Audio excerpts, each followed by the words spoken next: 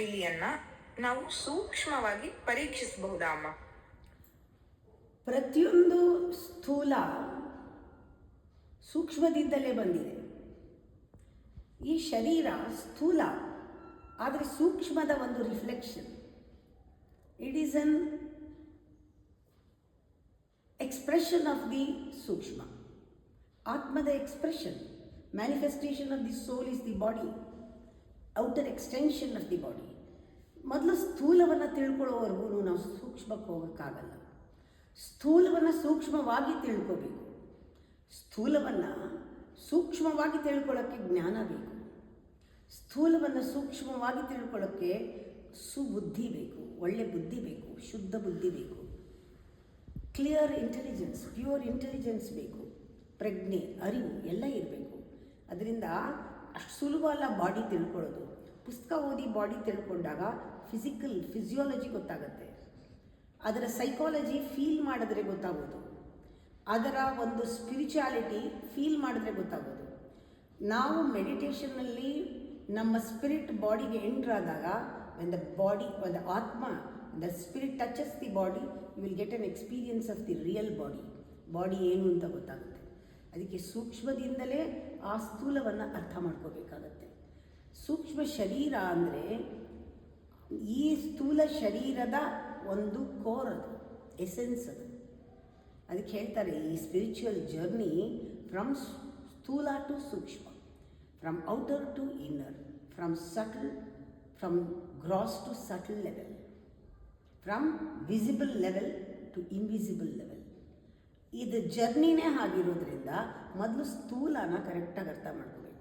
ಪ್ರಪಂಚದ ವಿಚಾರದಲ್ಲೂ ಅಷ್ಟೇ, ಸ್ಥೂಲವಾದ ಪ್ರಪಂಚ ಅಂಡರ್ಸ್ಟ್ಯಾಂಡ್ ಮಾಡ್ಕೊಳ್ತಾ ಸೂಕ್ಷ್ಮವಾಗಿ ಆ ಸ್ಥೂಲ ಪ್ರಪಂಚವನ್ನು ನೋಡ್ತಾ ಇಲ್ಲಿ ಬದಲಾಗಿದ್ದು ಪ್ರಪಂಚ ಅಲ್ಲ, ದೃಷ್ಟಿಕೋನ ಸೂಕ್ಷ್ಮ ಆಗ್ತಾ ಪ್ರತಿಯೊಂದರ ಸೂಕ್ಷ್ಮತೆಯು ಗೊತ್ತಾಗುತ್ತೆ.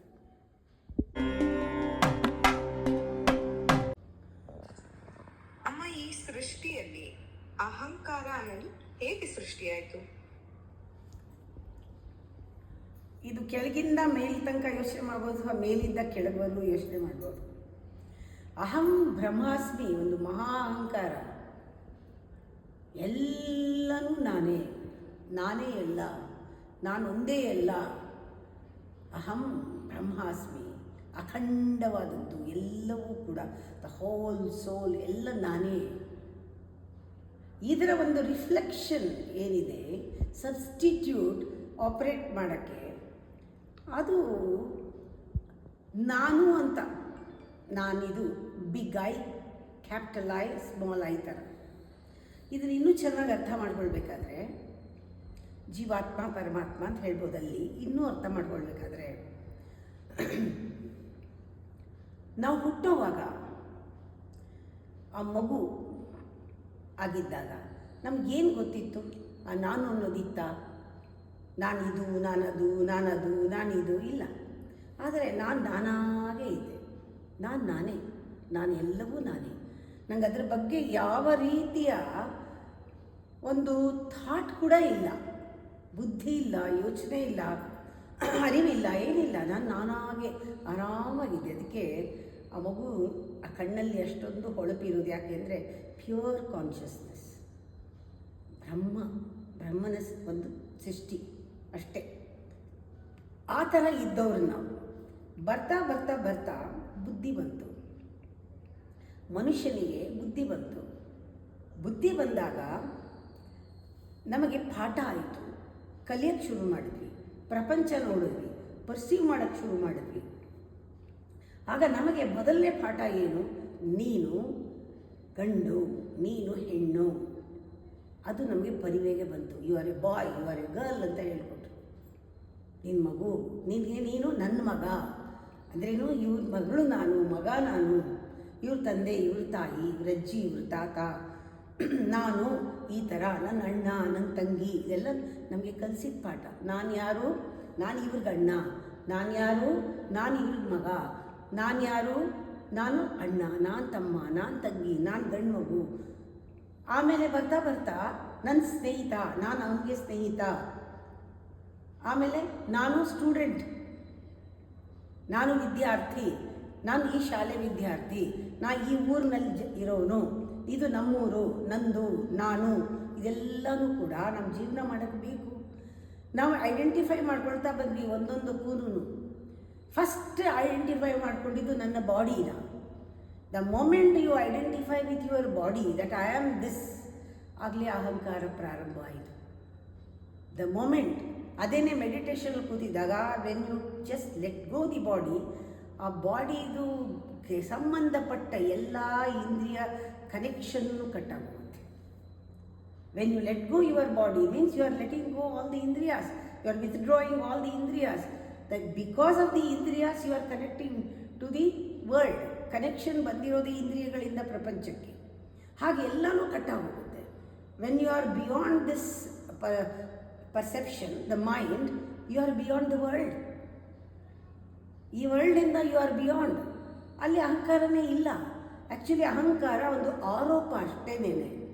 ಈ ಆರೋಪ ಯಾವಾಗ ಬಂತು? ನಾವು identify with the body identification ಬಂದಾಗ, ಆಮೇಲೆ ನಮಗೆ ಸಂಬಂಧಗಳ ಐಡೆಂಟಿಫಿಕೇಷನ್ ಬಂದಾಗ ಇದಾಯಿತು. ಯಾಕಾಗತ್ತೆ ಇದು ಅಂದರೆ, ನಾವು ಯಾರು ಅನ್ನೋದು ಮಗುನಲ್ಲಿ ಆ ಅನುಭವ ಇರುತ್ತಲ್ಲ, ಆನಂದವಾಗಿ ಏನೋ ಮಾಡ್ಕೊಂಡು ನಕ್ಕೊಂಡು ಖುಷಿಯಾಗಿರ್ತೀವಿ. ಯಾವಾಗ ನಮ್ಗೆ ಐಡೆಂಟಿಫಿಕೇಷನ್ ಬಂದ ತಕ್ಷಣ ಬರ್ತಾ ಈ ಪ್ರಪಂಚದ ಒಂದು ವ್ಯವಹಾರದಲ್ಲಿ ಇರ್ತಾ ಇದನ್ನು ನೋಡ್ತಾ ನಮಗೆ ನಾವು ಯಾರು ಅನ್ನೋದು ಮರ್ತೋಗುತ್ತೆ, ಪೂರ್ತಿ ಮರ್ತೋಗುತ್ತೆ. ದಟ್ ಫರ್ಗೆಟ್ಫುಲ್ನೆಸ್ ಈಸ್ ದಿ ಅಜ್ಞಾನ. ನಾನು ಯಾರು ಅಂತ ಮರೆಯೋದೇ ನಿಜವಾದ ಅಜ್ಞಾನ. ನಾನು ಯಾರು ಅಂತ ಮರ್ತೋಗುತ್ತೆ. ನಾನು ಇದು ಅಂತ ನಾವು ಮಿಸ್ಇಂಟರ್ಪ್ರಿಟ್ ಮಾಡ್ಕೊಳ್ತೀವಿ, ಸಬ್ಸ್ಟಿಟ್ಯೂಟ್ ಮಾಡ್ಕೊಂಡ್ಬಿಡ್ತೀವಿ. ಯಾವಾಗ ನಮಗೆ ಬುದ್ಧಿನಲ್ಲಿ ಗೋಚರವಾಗುತ್ತೆ ಇದು ಸಬ್ಸ್ಟಿಟ್ಯೂಟ್, ಇದು ಆರೋಪ, ಇದು ನಾನೇ ಮಾಡ್ಕೊಂಡಿರೋದು, ಇದರಿಂದನೇ ನನಗೆ ತೊಂದರೆ ಆಗ್ತಾ ಇದೆ ಅಂತ, the moment when you aware, when you remember your own self, the reminder of the own self, the truth, you are just detach from the ego. ಇದೆಲ್ಲ ಜನಿತವಾಗಿರೋದೇ ನಮ್ಮ ಅನಿಸಿಕೆ. ನಾವು ಸಬ್ಸ್ಟಿಟ್ಯೂಟ್ ಇದು. ಯಾಕೆಂದರೆ ನಮಗೆ ನಾವು ಯಾರು ಅಂತ ಗೊತ್ತಿಲ್ಲದೆ ಇರೋದ್ರಿಂದ ನಾವು ಆಪ್ರೇಟ್ ಮಾಡಬೇಕಲ್ಲ ಪ್ರಪಂಚದಲ್ಲಿ, ಯಾವುದಾದ್ರೂ ಒಂದು ರೋಲ್ ಬೇಕಲ್ಲ. ಅದಕ್ಕೆ ನಾವೇ ಸೃಷ್ಟಿ ಮಾಡಿಕೊಂಡು ಒಂದು ಸಬ್ಸ್ಟಿಟ್ಯೂಟ್ ಮಾಡಿಕೊಂಡು ಆಪ್ರೇಟ್ ಮಾಡೋಕ್ಕೆ, ಪ್ರಪಂಚದಲ್ಲಿ ನಾಟಕ ಮಾಡೋಕ್ಕೆ ಒಂದು ರೋಲ್ ತೊಗೊಂಡಿದ್ದೀವಲ್ಲ, ದಟ್ ಈಸ್ ಅಹಂಕಾರ.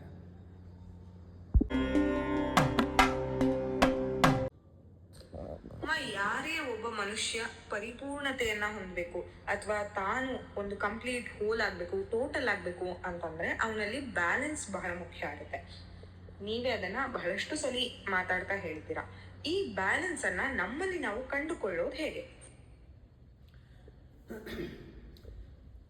ಬ್ಯಾಲೆನ್ಸ್ ಆದರೆ ಮಾತ್ರ ಒಂದು ಹಾರ್ಮೋನಿ ಬರೋದು. ಹಾರ್ಮೋನಿ ಇದ್ದರೆ ಮಾತ್ರ ಯುನಿಟಿ ಆಗೋದು. ಯುನಿಟಿ ಒನ್ನೆಸ್ ಬರೋದು. ಅದಕ್ಕೆ first nearness, closeness, togetherness, oneness ಅಂತ ಹೇಳ್ತೀವಿ. ಸಾಮೀಪ್ಯ, ಸಾರೂಪ್ಯ, ಸಾಲೋಕ್ಯ, ಸಾಯುಜ್ಯ ಅಂತ ಇದು ಸ್ಥಿತಿಗಳು. ಇದಕ್ಕೆ ಬ್ಯಾಲೆನ್ಸ್ ಫಸ್ಟ್. ಅದಕ್ಕೆ ಬ್ಯಾಲೆನ್ಸ್ ಈಸ್ ಯೋಗ ಅಂತೀವಿ. ಬ್ಯಾಲೆನ್ಸ್ ಎಲ್ಲಿ? ನಮ್ಮ ಎಡ ಮತ್ತು ಬಲ ಮೆದುಳು ಬ್ಯಾಲೆನ್ಸ್ ಆಗಬೇಕು. ನಮ್ಮಲ್ಲಿರುವ ಶಕ್ತಿಗಳು ಬ್ಯಾಲೆನ್ಸ್ ಆಗಬೇಕು. Male and female energy balance ಆಗಬೇಕು. ನಮ್ಮಲ್ಲಿ ಸಿಂಪಥೆಟಿಕ್, ಪ್ಯಾರಾಸಿಂಪಥೆಟಿಕ್ ನರ್ವಸ್ ಸಿಸ್ಟಮ್ನಲ್ಲಿ ಬ್ಯಾಲೆನ್ಸ್ ಬರಬೇಕು. ಎಡದೇಹ ಬಲದೇಹ ಎರಡೂ ಒಂದಕ್ಕೊಂದು ಹೊಂದ್ಕೋಬೇಕು. ನಮ್ಮ ಹೃದಯ ಮತ್ತು ಮನಸ್ಸು ಹೊಂದ್ಕೋಬೇಕು. ನಮ್ಮಲ್ಲಿ ಇದೆರಡೂ ಆಗಬೇಕಾದ್ರೆ, ಒಂದು ಮ್ಯಾಗ್ನೆಟಿಕ್ ಫೀಲ್ಡ್, ಎಲೆಕ್ಟ್ರಿಕ್ ಫೀಲ್ಡ್ ಕೋಹರೆಂಟಾಗಿ ಕೆಲಸ ಮಾಡಬೇಕಾದ್ರೆ ನಮ್ಮಲ್ಲಿ 5 ಇಂದ್ರಿಯಗಳಲ್ಲಿ ಒಂದು ಯೂನಿಫಿಕೇಷನ್ ಬರಬೇಕು, ಹಾರ್ಮೋನಿ ಬರಬೇಕು. ಪಂಚಪ್ರಾಣಗಳಲ್ಲಿ ಹಾರ್ಮೋನಿ ಬರಬೇಕು. ಪಂಚಕೋಶಗಳಲ್ಲಿ ಹಾರ್ಮೋನಿ ಬರಬೇಕು. ಪಂಚಕೃತ್ಯಗಳಲ್ಲಿ ಹಾರ್ಮೋನಿ ಬರಬೇಕು. 5ರಲ್ಲಿ ಹಾರ್ಮೋನಿ ಬಂದಾಗ you can attend to the 6th. ಈ ಮನಸ್ಸು ಬುದ್ಧಿ ಎರಡೂ, ಯೋಚನೆ, ಮನಸ್ಸಿನ ಭಾವನೆಗಳು ಒಂದು ಬ್ಯಾಲೆನ್ಸ್ ಬಂದಾಗ ನಮ್ಮಲ್ಲಿ ಒಂದು ಪ್ರಜ್ಞೆ ಮೂಡುತ್ತೆ. ಯಾವತ್ತೂ ಮೂರನೇದು ಜಾಗೃತವಾಗೋದು, 5ನೇದು ಜಾಗೃತವಾಗೋದು, 7ನೇದು ಜಾಗೃತವಾಗೋದು, 8 ಆದಮೇಲೆ 9ನೇದು ಜಾಗೃತವಾಗೋದು. ಅದಕ್ಕೆ ಈ ನಂಬರ್ಗೆಲ್ಲ ಬಹಳ ವಿಶೇಷವಾದ ಸಿಗ್ನಿಫಿಕೆನ್ಸ್ ಕೊಟ್ಟಿದ್ದಾರೆ. ನಾವು ಸಾಕ್ಷಿ ಆಗ್ತೀವಿ. ಆ ಬ್ಯಾಲೆನ್ಸ್ ಆದ ತಕ್ಷಣ ನಾವು ಸಾಕ್ಷಿ ಆಗ್ತೀವಿ. ಸಾಕ್ಷಿ ಆದಾಗ ನಾವು ಇದೆರಡನ್ನೂ ಕೂಡ ಮೇಂಟೈನ್ ಮಾಡ್ಬೋದು. ಬ್ಯಾಲೆನ್ಸ್ನ ನಾವು ಹಾರ್ಮೋನೈಸ್ ಮಾಡಿ ಅದನ್ನು ಯೂನಿಫಿಕೇಷನ್ ಮಾಡ್ಬೋದು. ಒಳಗಡೆ ಇದೆಲ್ಲ ನಡೀತಾ ಇರೋದೇನೆ ಒಂದು ದೊಡ್ಡ ಸ್ಪಿರಿಚುವಲ್ ಜರ್ನಿ, ಅದು ಸಾಧನೆ ಅದು ನಡೀತಾ ಇದ್ದಾಗ ನಮಗೆ ಹೊರಗಡೆ ರಿಫ್ಲೆಕ್ಷನ್ ಇರುತ್ತೆ. ಅಂದರೆ ಹೊರಗಡೆ ಅದರ ಒಂದು ಪರಿಣಾಮ in all aspects of life. That light will spread into all of your action, feeling and thought. ಅದು ರಿಫ್ಲೆಕ್ಷನ್ ಹೊರಗಡೆ, ಅದು ಜೀವನ ಆಗುತ್ತೆ. ಅದು ಬ್ಯಾಲೆನ್ಸ್ ಆದಾಗ ಯೂನಿಫಿಕೇಷನ್ನಲ್ಲಿ ನಾವು ನಮ್ಮ personality, indivisible personality will become an individual, whole and ಸೋಲ್.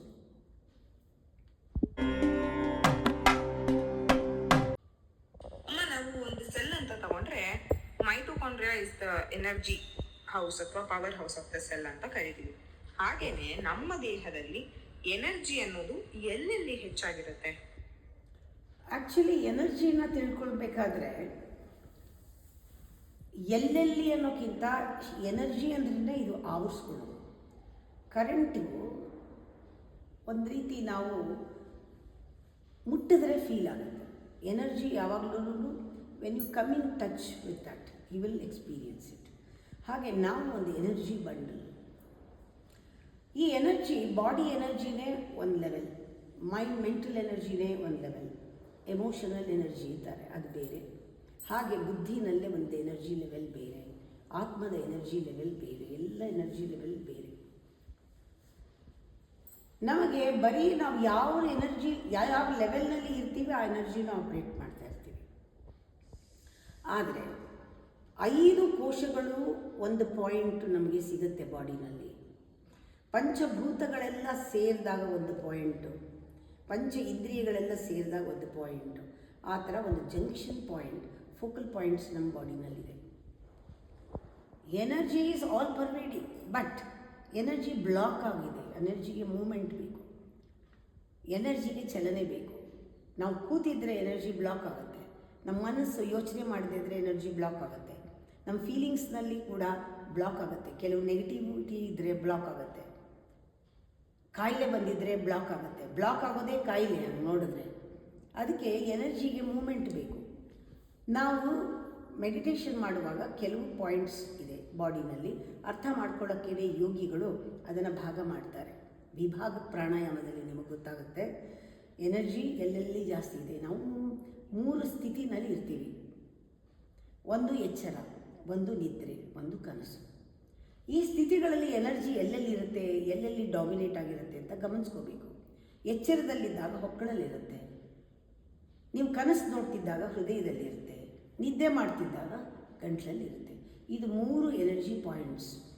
ಅಲ್ಲಿ ನಾವು ಫೀಲ್ ಮಾಡ್ಬೋದು ಎನರ್ಜಿನ. ಆದರೆ ನಾವು ನಿದ್ದೆ ಮಾಡ್ತಿದ್ದಾಗ, ಕನಸು ನೋಡ್ತಿದ್ದಾಗ ಫೀಲ್ ಮಾಡೋಕ್ಕಾಗಲ್ಲ. ಎಚ್ಚರದಲ್ಲಿದ್ದಾಗ, ನಾವು ಅರಿವಲ್ಲಿದ್ದಾಗ ಈ ಹೊಕ್ಕಳಿನ ಎನರ್ಜಿ ಹೊಕ್ಕಳಲ್ಲಿ ಫೀಲ್ ಆಗುತ್ತೆ. ನೀವು ಕೆಲಸ ಮಾಡ್ತಿರುವಾಗ ಈ ಹೊಕ್ಕಳು ಸೆಂಟರು ಭಾಳ ಮುಖ್ಯ ಆಗುತ್ತೆ. ಇದು ಜನರೇಟಿಂಗ್ ಸ್ಟೇಷನ್, ಇಲ್ಲಿ ಸೃಷ್ಟಿ ಶಕ್ತಿ ಜಾಸ್ತಿ. You can feel that maintenance power here. ಇಲ್ಲಿ ಸೃಷ್ಟಿ ಆಗ್ತಿದ್ರು ಪವರ್ ಇಲ್ಲಿ ನಿಮ್ಗೆ ಫೀಲ್ ಆಗ್ಬೋದು. ಆದರೆ ಮೆಡಿಟೇಷನ್ ಮಾಡಿದಾಗ ನೀವು ಇದು 3ಕ್ಕೂ ಮೀರಿ ಹೋಗಿರ್ತೀರ. ಧ್ಯಾನದ ಬೇರೆ ಅವಸ್ಥೆ ಅದು. ಅದು ಎಚ್ಚರನೂ ಅಲ್ಲ, ಕನಸು ಅಲ್ಲ, ನಿದ್ರೆನೂ ಅಲ್ಲ. ಆ ಧ್ಯಾನದಲ್ಲಿ ಹುಬ್ಬಿನ ಮಧ್ಯ ಇರುತ್ತೆ. ಯಾರು ಧ್ಯಾನದಲ್ಲಿ ಶಕ್ತಿಯನ್ನು ಆ ಹುಬ್ಬಿನ ಮಧ್ಯದಲ್ಲಿ ಡಾಮಿನೆಂಟಾಗಿ ನೋಡ್ತಾನೋ ಅವನಿಗೆ ಎಲ್ಲ ಶಕ್ತಿಗಳನ್ನು ಸಂಪೂರ್ಣ ತನ್ನ ಹತೋಟಿನಲ್ಲಿ ಇಟ್ಕೊಳ್ಳೋಕ್ಕಾಗತ್ತೆ. ಅವನಿಗೆ ಆವಾಗ ಅರಿವಾಗುತ್ತೆ. ಈ ಎನರ್ಜಿ ಇಲ್ಲಿ ಅವನಿಗೆ ಗೊತ್ತಾಗುತ್ತೆ. ಮಣಿಪುರದಲ್ಲಿರೋ ಎನರ್ಜಿ, ಅನಾಹತದಲ್ಲಿರೋದು, ವಿಶುದ್ಧಿಯಲ್ಲಿರೋದು, ಆಜ್ಞಾಚಕ್ರದಲ್ಲಿ ಅರಿವಾಗುತ್ತೆ. ಎಲ್ಲ ಎನರ್ಜಿನೂ ಈ ಕಡೆ ಮೇಲಿಂದ ಕೆಳವರೆಗೂ ಸ್ಪ್ರೆಡ್ ಆಗ್ತಾ ಇರುತ್ತೆ. ಅದು ರಿವಾಲ್ವ್ ಆಗ್ತಾ ಇರುತ್ತೆ ನಮ್ಮ ಬಾಡಿನಲ್ಲಿ. ಅದೊಂದು ಸರ್ಕಲ್ ಥರ ಮೂವ್ ಆಗ್ತಾ ಇರುತ್ತೆ. ಇದಕ್ಕೆ ನಾವು ಸಪೋರ್ಟಿಂಗ್ ಆಗಿ ನಮ್ಮ ಕೆಲಸಗಳನ್ನ ಮಾಡ್ತೀವಿ. ಯೋಗಾಸನ ಮಾಡಲಿ, ಮೆಡಿಟೇಷನ್ ಮಾಡಲಿ, ಎಲ್ಲನೂ ಒಳಗಡೆ ಎನರ್ಜಿ ಮೂಮೆಂಟ್ ಇರಲೇಬೇಕು. ಅದರಿಂದನೇ ಎಲ್ಲ ಕ್ರಿಯೆಗಳು ದೇಹದಲ್ಲಿ ನಡೀತಾ ಇದೆ. ಒಂದು ಪಚನ ಕ್ರಿಯೆ ಇರ್ಬೋದು, ಬ್ಲಡ್ ಸರ್ಕ್ಯುಲೇಷನ್ ಇರ್ಬೋದು, ಪ್ರತಿಯೊಂದು ಕೂಡ. ಅದಕ್ಕೆ ನಾವು ಲಾ ಆಫ್ ಹೆಲ್ತ್ನಲ್ಲಿ ಗೊತ್ತಾಗುತ್ತೆ ಎನರ್ಜಿಯಿಂದನೇ ಎಲಿಮಿನೇಷನ್ ಆಗ್ತಾ ಇರೋದು. ಆ ಎನರ್ಜಿ ಎಲಿಮಿನೇಷನ್ ಆಗ್ತಾ ಇದೆ. ಆ ಎನರ್ಜಿ ಬೇಕಾದರೆ ನ್ಯೂಟ್ರಿಷನ್ ಬೇಕು ಚೆನ್ನಾಗಿ. ಆ ನ್ಯೂಟ್ರಿಷನ್ ಲಾ ಬರುತ್ತೆ. ಅದಾದಮೇಲೆ ಯಾವ ರೀತಿ ಸರ್ಕ್ಯುಲೇಟ್ ಆಗ್ತಾ ಇದೆ ಎನರ್ಜಿ, ಬ್ಲಡ್ಡಿಂದ ಹಿಡಿದು ಯಾವ್ಯಾವ ಥರ ಸರ್ಕ್ಯುಲೇಷನ್ಗಳಿದೆ ನಮ್ಮಲ್ಲಿ. Law of circulation, law of relaxation, ಇದೆಲ್ಲನೂ ನಮಗೆ ಲಾ ಆಫ್ ಎಮೋಷನ್, ಇದೆಲ್ಲನೂ ನಾವು ತಿಳ್ಕೊಳ್ತಾ ಹೋದರೆ ಬಾಡಿದು ಕಂಪ್ಲೀಟಾಗಿ ನಮಗೆ ಎನರ್ಜಿದು ಕಂಪ್ಲೀಟ್ ಪಿಕ್ಚರ್ ಬರುತ್ತೆ. ಆದರೆ ನಮಗೆ ಮೆಡಿಟೇಷನ್ ಮಾಡೋರಿಗೆ ಗೊತ್ತಾಗುತ್ತೆ ನಾವು ಬರೀ ವ್ಯಕ್ತಿ ಅಲ್ಲ, ನಾವೊಂದು ಎನರ್ಜಿ, ಒಂದು ಶಕ್ತಿ, ನಾವೊಂದು ಇಟ್ಸ್ ಎ ಸೋರ್ಸ್, ಲೈಟ್ ಸೋರ್ಸೇ ನಾವು ಅಂತ ಗೊತ್ತಾಗುತ್ತೆ.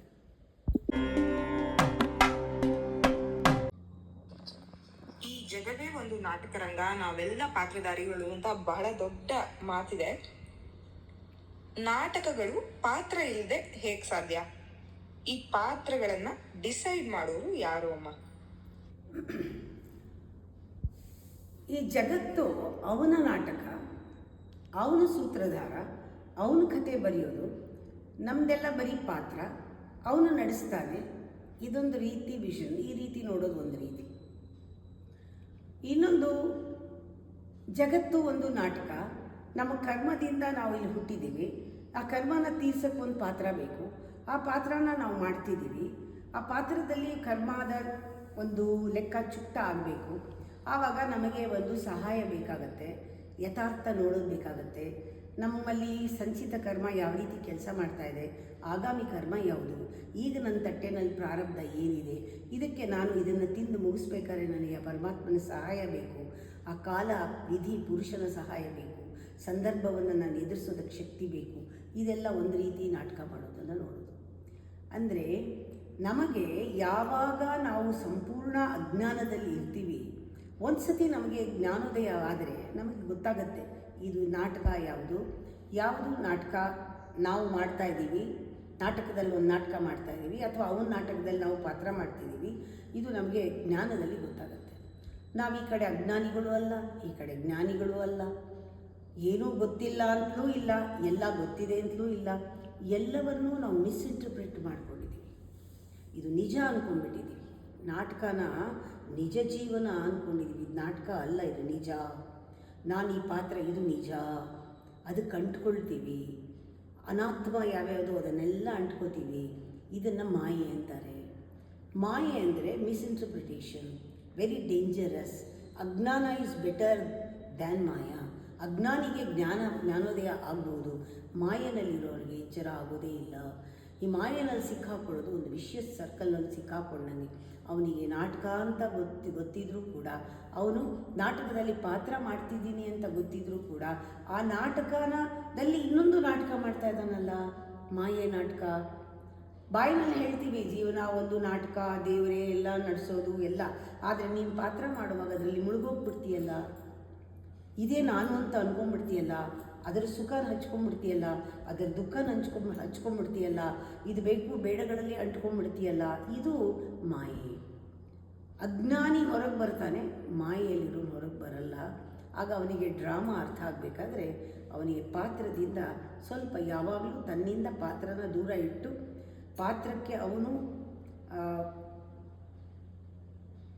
ಸಾಕ್ಷಿಯಾಗಿ ನಿಂತು ಆ ಪಾತ್ರಕ್ಕೆ ತನ್ನ ದೈವತ್ವವನ್ನು ಕೊಟ್ಟು ಪಾತ್ರವನ್ನು ಮಾಡಿ ಮುಗಿಸೋ ತಾಕತ್ತು ಬರಬೇಕು.